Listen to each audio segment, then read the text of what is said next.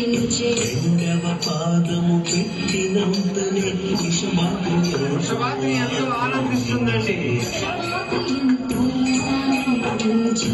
మూడవాడుగు వేసినంతనే నీలాద్రి స్వామి పాదాలు కడుగుతుందండి.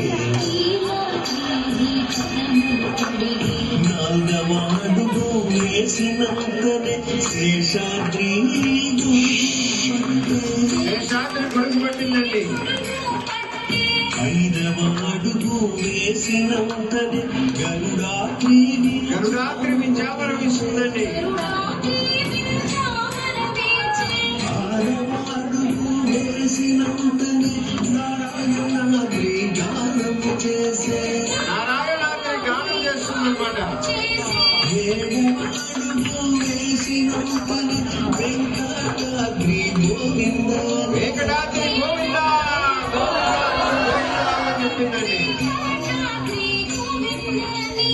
గోవింద గోవింద గోవింద గోవింద.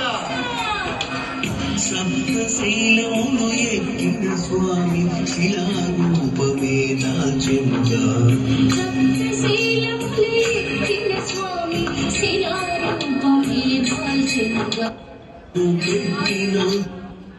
పెట్టిన